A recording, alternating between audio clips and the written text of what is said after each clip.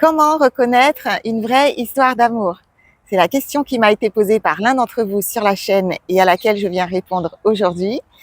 Les éléments que je viens vous partager dans cette capsule devraient vous aider à identifier ce qui est aligné et à contrario, vous aider à reconnaître et vous alerter de ce qui est désaligné quant à la relation.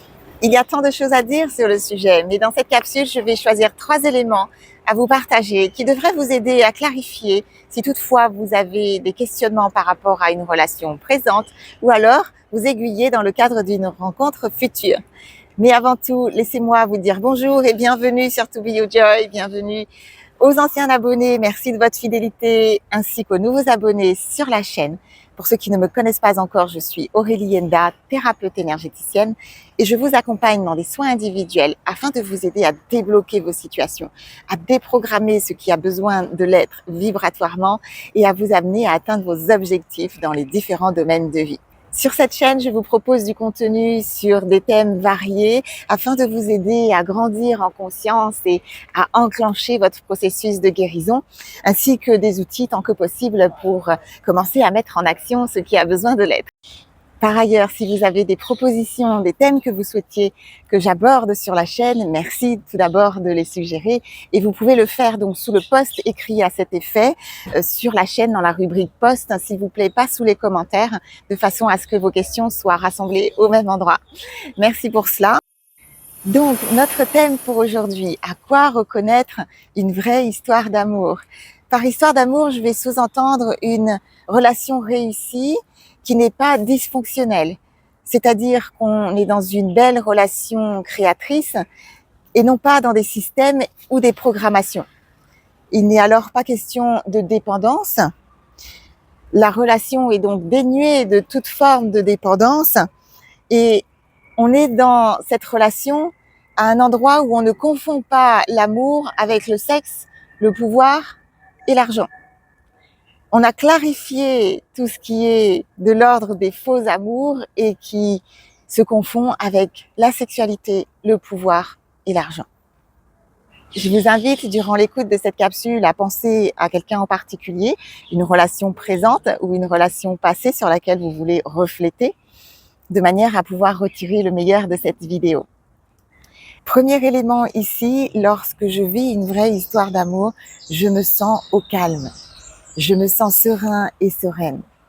C'est-à-dire que mon premier chakra, premier centre énergétique se sent suffisamment en sécurité et en stabilité, ce qui me permet d'être au calme quand je suis dans cette relation. 2 précisions ici qui font la différence. Je me sens au calme et je suis sereine de manière constante.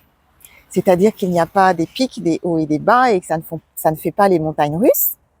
Et la deuxième chose, je me sens sereine, serein et calme en dedans lorsque je suis en présence de cette personne et lorsque je ne suis pas en présence de cette personne et que cette personne est éloignée de moi et que nous sommes dans nos activités respectives.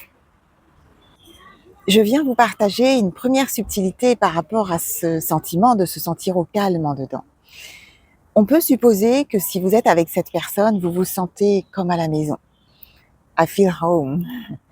Et donc, c'est une sensation de repos que vous avez en sa présence et quand elle n'est pas là, en tout cas dans la rencontre. Sauf que, lorsque vous attirez une personne à partir de votre énergie. Vous attirez une personne à partir des programmations qui sont déjà présentes dans l'ensemble de votre être et vous attirez une personne par rapport à l'ensemble des informations contenues dans votre inconscient et qui peuvent concerner notamment votre arbre généalogique, etc. Donc, ça fait beaucoup de monde. Et j'utilise cette expression pour essayer de vous montrer là où je veux en venir quand je dis « je me sens à la maison », dans cette sensation de se sentir chez soi et au bon endroit.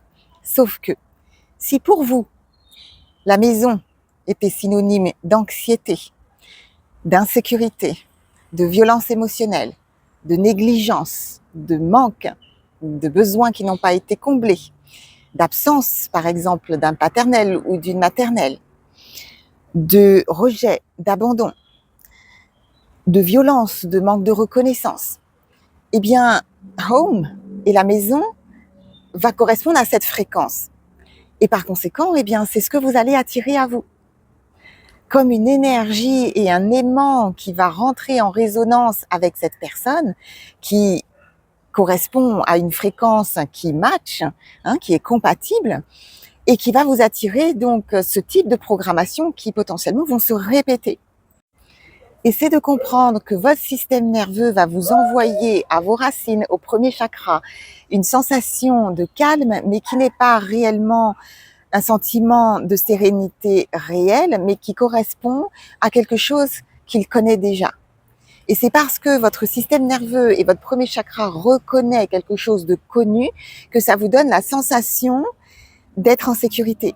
Parce que c'est connu. Ce n'est pas forcément aligné, ce n'est pas forcément lumineux, mais c'est connu de votre être. Donc votre être ne s'affole pas. Vous êtes en terrain connu. Et par conséquent, cela peut vous induire en erreur et vous amener à vous mettre en lien avec une personne qui va correspondre à ces vibrations, donc ce que j'ai cité tout à l'heure, d'anxiété, de violence, peu importe. Et cela dépend de l'histoire de chacun. Et ne pas les voir tout de suite parce que ces systèmes ne vont pas émerger au moment de la rencontre et ça va demander un petit temps, le temps que vous commenciez à voir ce qui se cache derrière. J'ai parlé d'inconscient tout à l'heure. Il y en a qui ont déjà traversé ces situations, qui avaient le sentiment vraiment de se sentir comme à la maison dans la rencontre avec cette personne et finalement de s'apercevoir qu'elle venait mettre en exergue tout ce qu'elle connaissait déjà, mais qui était désaligné et qui était dans l'ombre. Dites-moi dans les commentaires si cela vous parle et si vous avez vécu ça. Deuxième élément, à quoi reconnaître une vraie histoire d'amour? Lorsque je suis dans cette relation, cette personne active ma lumière et non pas mes ombres. C'est-à-dire qu'elle ne déclenche pas sans arrêt mes boutons émotionnels et mes parts d'ombre, les blessures qui n'ont pas été guéries, et je ne suis pas constamment déclenchée dans un émotionnel souffrant. Ce qui veut dire qu'elle n'est pas branchée sur mes ombres, mais elle est plutôt branchée sur mes parts de lumière qu'elle va pouvoir potentiellement amplifier et faire vivre, nourrir. Il est donc question de regarder quelle est la partie de vous que cette personne alimente. Qu'est-ce qu'elle nourrit? Plus on donne à manger, et plus ça grandit. Et si vous êtes sans arrêt alimenté dans vos ombres qui sont titillées, déclenchées, les blessures agrandies, pointées du doigt, etc., eh bien, vous n'êtes pas, selon moi, dans une vraie relation d'amour. Vous êtes dans ce que j'appelle une relation de travail. Dans une relation qui vient vous faire travailler, qui vient vous faire grandir et qui vient appuyer sur vos blessures de manière à ce que vous puissiez les reconnaître et les transformer. Soyons clairs ici, dans toute relation, vous allez être, selon moi, déclenché puisqu'il y a nécessairement un partage d'intimité. Et dans cette intimité et dans cette vulnérabilité, la personne qui vous accompagne, quelle que soit la nature de la relation, va de toute façon déclencher vos boutons. Mais ce que je veux dire là, c'est que si quelqu'un à vos côtés, sans arrêt, déclenche votre émotionnel souffrant, vous n'êtes pas, selon moi, dans une relation où vous allez pouvoir être au calme en dedans et où vous allez pouvoir vous sentir en sécurité. Et ce n'est pas, selon moi, ce qu'on pourrait appeler une vraie histoire d'amour. Troisième élément, à quoi reconnaître une vraie histoire d'amour? Eh bien, dans ce couple, dans cette relation, je suis libre d'être moi-même et l'autre ne m'empêche pas d'être un être à part entière et de m'épanouir en tant qu'individu. Il s'agit donc d'une relation où l'on n'a pas besoin de se changer soi-même pour l'autre, pour faire plaisir à l'autre ou pour se faire aimer de l'autre, et où on ne va pas, quelques semaines après la rencontre, se regarder dans une glace et se demander « mais qui je suis, ce n'est pas tout à fait moi, pourquoi est-ce que je fais ceci ou pourquoi est-ce que je fais cela ?» et de ne pas réussir à se reconnaître tel qu'on se connaît et tel qu'on s'aime soi-même. C'est donc le fameux 1 + 1 = 3, c'est-à-dire qu'il y a toi, il y a moi et il y a la relation, ce qu'on crée ensemble. Et dans ces conditions, il n'est pas question donc de fusionner avec l'autre et de s'effacer pour l'autre dans la relation. On est un individu à part entière dans sa structure intérieure et il s'agit là d'un troisième chakra, troisième centre énergétique et qui est suffisamment donc structuré avec une individualité qui est confirmée et qui ne va pas se modifier à la rencontre d'une autre personne. On a suffisamment confiance en soi pour ne pas s'oublier pour l'autre. À ce troisième chakra, on va également parler de frontières, de boundaries. On sait où mettre les frontières, on sait quelle est la limite de son individualité, de ses besoins, etc. Et on sait les exprimer. Tout un thème, n'est-ce pas? Si vous avez besoin d'aide avec ces sujets, prenez contact pour votre soin. Ça fait partie des thèmes qui sont récurrents et sur lesquels j'ai développé une véritable expertise et qu'on travaille encore et encore dans les soins. Donc, je vous reçois avec joie. Dans tous les cas, et il y a plein d'autres éléments que je pourrais vous citer, mais je vous ai choisi ces trois-là spécifiquement, et ce dernier en particulier parce que vous êtes nombreux à vivre à vivre des relations qui sont dysfonctionnelles où l'autre prend du pouvoir sur l'autre. J'ai parlé en début de capsule donc de ne pas confondre l'amour et le pouvoir sur l'autre. On est dans son pouvoir personnel et on ne prend pas pouvoir sur l'autre. L'autre est libre. Et dans ces relations où vous attirez parfois des personnalités narcissiques, elles ont la particularité de semer du doute et de vous mettre donc en indécision et dans un manque de clarté par rapport à ce qui est juste ou pas, par rapport à ce qui est aligné ou pas. Et ça prend souvent quelqu'un de l'extérieur pour pouvoir vous aider à refléter et à percevoir ce qui est désaligné. Hein, d'accord? Donc, pensez à venir recevoir si vous avez besoin d'aide avec ces sujets et que vous vous trouvez dans une situation qui est un peu ambiguë, eh bien, ce sera tout à votre avantage. Et puis, un quatrième élément bonus, je n'ai pas pu m'empêcher, inévitablement, à quoi reconnaître une vraie histoire d'amour? Eh bien, on y vit du fun, on y vit de la joie, on s'y amuse. Quelle est la part de joie que vous vivez dans votre relation actuelle ou peut-être cette relation passée? Mettez un pourcentage pour refléter sur la question. Est-ce que dans cette relation, je vis 40% de moments de joie? 60, 80? Ou est-ce qu'on est plutôt autour de 20, de 10 et le reste c'est du travail, des disputes, des contrariétés, des besoins qui ne sont pas comblés? Mettez un chiffre, ça va vous positionner quelque part sur une échelle qui va vous aider par la suite. J'espère que ces éléments vous aident à être plus en clarté avec ce qui a besoin de l'être. Maintenant, quels sont les outils que je peux utiliser pour naviguer autour de ces sujets? Eh bien, c'est là où la connaissance de soi prend tout son sens. La connaissance de soi et la connaissance de ses blessures, de sa blessure d'abandon, de sa blessure de rejet, de ces manques que j'ai pu vivre et qui sont au cœur de la relation inévitablement et qui vont m'amener à vivre de la souffrance qui va être déclenchée par l'autre. L'autre ne dépose pas des choses chez moi, l'autre enclenche quelque chose qui est déjà chez moi et qui fait partie de mon énergie. Donc plus vous vous connaissez et plus vous êtes à même de reconnaître les situations et donc d'y donner la juste réponse et d'aller vers votre guérison, bien évitablement. Et puis de rassembler de l'information, de pouvoir vous informer, de devenir un expert pour identifier les comportements qui sont désalignés de manière à ne plus vous faire prendre au jeu. Vous avez déjà sur la chaîne 3 capsules auxquelles je pense maintenant qui sont sur le thème de la blessure d'abandon. Je vous mettrai la fiche donc à l'écran. Une capsule également sur le traitement du silence et donc les manipulations qui peuvent intervenir dans le lien. Et puis une capsule également sur le thème de la trahison qui devrait intéresser certains si vous vous sentez concerné.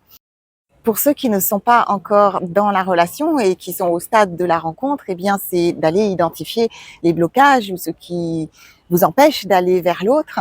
Et pour ça, vous avez donc une capsule. Pareil, je vous mettrai donc le lien à l'écran. Et donc, pour finir sur ce point, quant à la connaissance de soi, il y a la connaissance de ses propres blessures, de ses parts d'ombre qui n'ont pas encore été transformées en lumière. C'est de pouvoir donc identifier avec discernement ce que l'on peut observer dans la relation et qui concerne donc ces blessures qui sont à guérir. Et de le faire, si toutefois vous n'êtes pas encore en relation et qu'il est question d'une rencontre à venir, de pouvoir exercer votre discernement, votre capacité de voir et de déceler ce qui a besoin de l'être avant de vous impliquer au niveau du cœur, avant de comme vous engager dans le lien. Et pour ça, eh bien, ça demande de prendre son temps.